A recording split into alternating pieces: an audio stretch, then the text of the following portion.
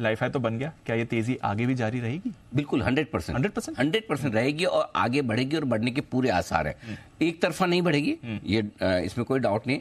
कहीं कहीं बाजार आपको ओवरबॉट होते हुए भी दिख रहे हैं। मिड कैप स्मॉल कैप शेयरों में जिस तरह से अनाप शनाप तेजी हो रही है, थोड़ा वहां पर आपको सावधान भी रहना होगा।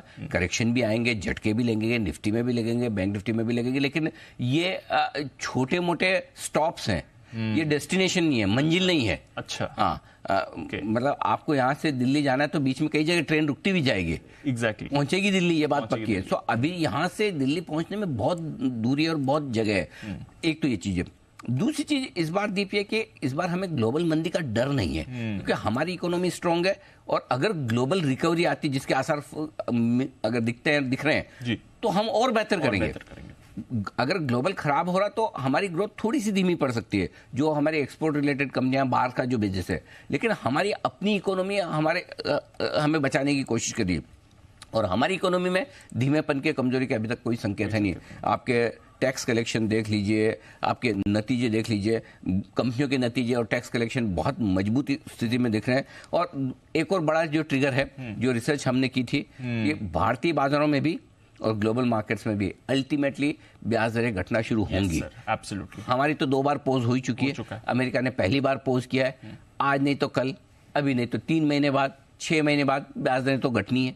और जब घटना शुरू होगी तब जो तेजी बनेगी दुनिया भर में, वो देखने लायक है। आप खुद देखिए, इतनी हाई पर ब्याज दर होने के बावजूद अमेरिका की इकोनॉमी के डेटा कितने मजबूत आ रहे हैं। तो ऐसे में अगर भारतीय बाजारों में ब्याज दरें घटना शुरू होंगी, अमेरिका में जो ब्याज दरें घटना शुरू होगी, उसके मजे ही अलग होंगे। चलिए, बढ़िया है।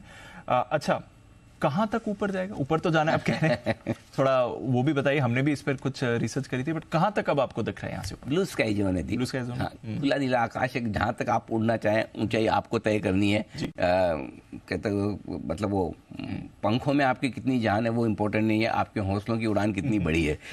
तो लेकिन इसका मतलब ये नहीं कि आप अपनी कैपेसिटी से ज़्यादा सोचना शुरू कर दें। या तेजी के मार्केट को ट्रेड करने का मेरा जो फॉर्मूला है वो हमेशा एक ही है कि आपको अपना स्टॉप लॉस पता होना चाहिए कि किस लेवल के नीचे बाजार जाएगा तो मुझे चिंता करनी है। और फिलहाल वो लेवल 18,000 निफ्टी का है और बैंक निफ्टी का 42,000 के आसपास का। 42,000 को आप मानकर चलें, उसके नीचे जाने पर ही आपको समझना कि थोड़ी रिस्क है, तब तक कोई रिस्क नहीं है।